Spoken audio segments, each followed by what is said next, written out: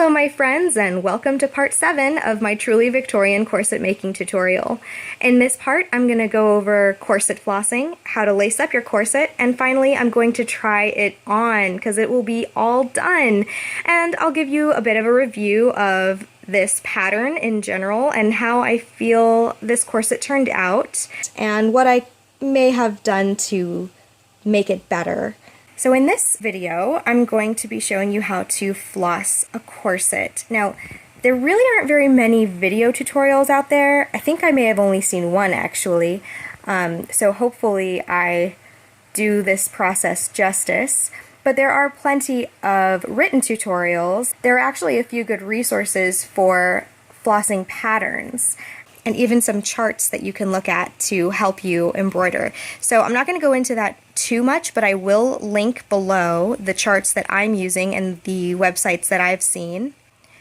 So here are the materials I'm using. I've got some embroidery floss and an embroidery needle and my corset. And that's kind of all you really need. Some sources will show that you need like flossing wax to keep the threads from fraying.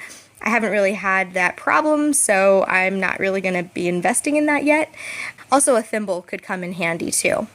I've actually gone ahead and flossed one half of my corset already, and this is the back panel. This is kind of untraditional flossing. I just kind of went all the way up in a crisscross pattern on both grommet boning channels, but this has definitely given the back a lot more support. But you can see here at the bottom I've done some traditional flossing in the V pattern, and I've just continued the V pattern. I still have one more boning channel to do, and I'll show you how. Okay, so to do this particular V pattern, you just start in the back and you want the needle to come out just to the right of the middle of the bottom of the boning. Okay.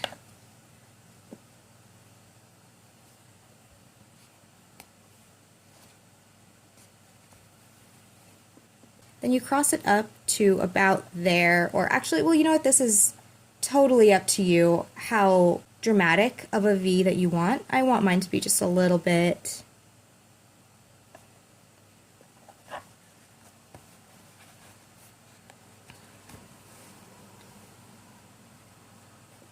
and you just tighten that up. And your next is right next to the first stitch that you made.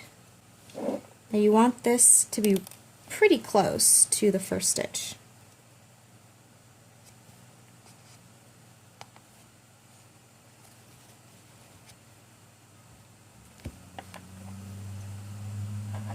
And then you're going to stitch right on top to the stitch above the second stitch you made.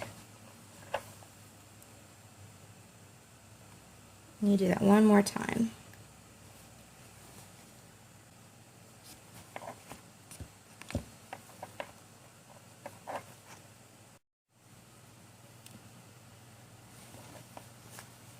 So that's the first half of the V. Now your next stitch is going to go right to the left of your first stitch that you made.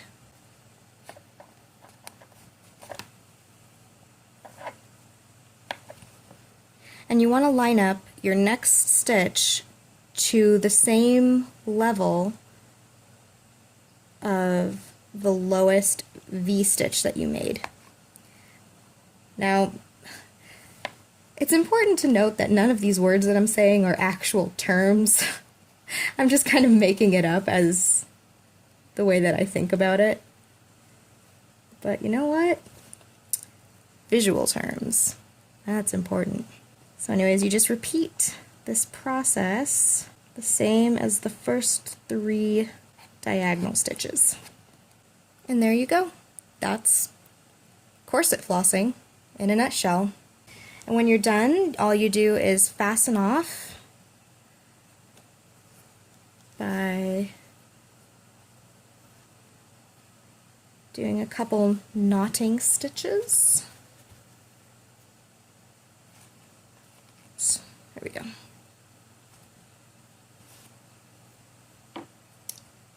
snip that right off. The thing about embroidery floss is that it's essentially made up of a bunch of different strands, and you pretty much just pull it to use it. So to get started with the lacing, I'm just finding the ends of my cord and I'll pull it through so that I can find the center of it. I do this so that I can avoid getting one end of the laces too long. Like, that just drives me crazy. So this way I know that when I'm pulling it through, this stays in the middle. So I'll take both ends and stick them through the first grommets.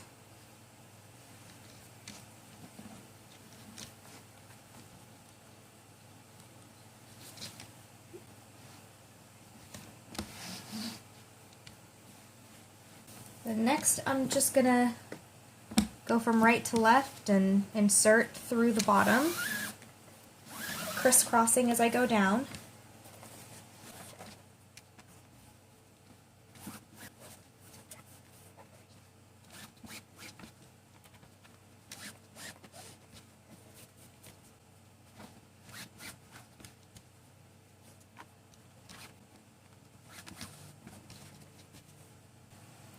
So now that I've laced down to the middle, instead of crossing at this part, this is about where my waist is, so I'm going to lace down from here to create little bunny ears on either side.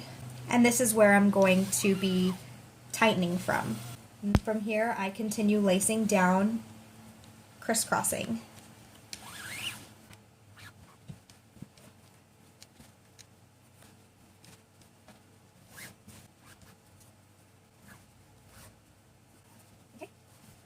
So I finished lacing all the way down, and at the bottom I'm just going to tie a knot at the bottom to secure the ends of the cord.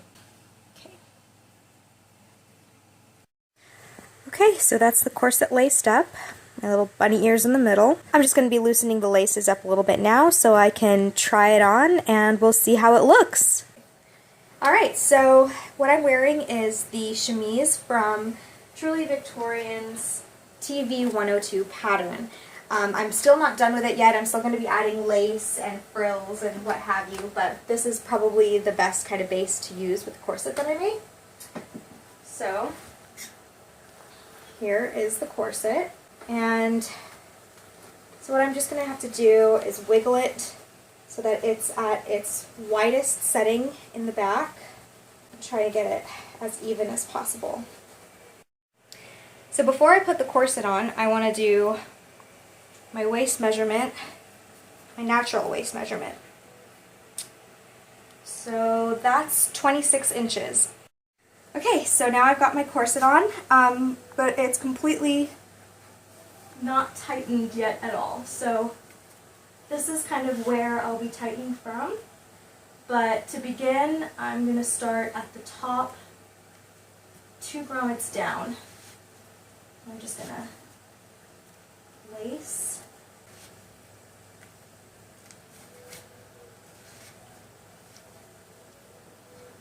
Okay. Now from the bottom.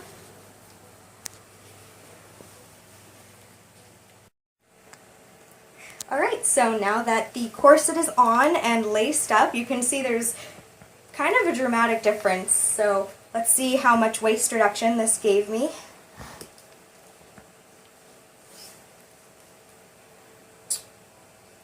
It's 24 inches, so that's 2 inches of waist reduction. So not bad. But it also gives that classic Victorian shape that I'm looking for. Now, I would like to say though that this is not how tight I would normally wear it. I would probably wear it a little bit looser if I was going to wear it for an extended period of time. And you know what? It is actually really comfortable. I have to say that it's a lot more comfortable than I thought it would be, because the majority of the reduction is happening around the middle and not around like my ribs or my hips, so my bones aren't really feeling any kind of effect. But like if I wanted to eat lunch or have tea or something, I couldn't have it this tight because it would just be really difficult. But yeah, so again, here's the front. the side and the back. I really enjoyed working with this pattern. I would give it a 10 out of 10. It was super easy to follow. The pattern fits perfectly if you follow the measurements to your own personalized body measurements, and the results are fantastic. So yeah, I would highly recommend this pattern to anyone who's looking to make a corset, even for the first time. Things that I would do differently, I would probably take my time even a little bit more when creating the boning channels and making them a little bit more evenly spaced. Thank you so much for watching my truly Victorian corset making tutorial. I hope you've enjoyed it, and until next time, happy crafting! But besides that, I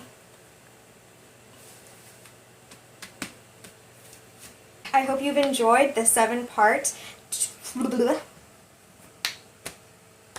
know what a flibba is. Sounds dirty. And that's it. I hope you've enjoyed the 7-part. Stop looking at me. So that. You're the worst. Yeah. Okay, alright. Thank you for watching my 7-part truly Victorian corset making tutorial. Okay, I'm done. Okay, alright, you can't.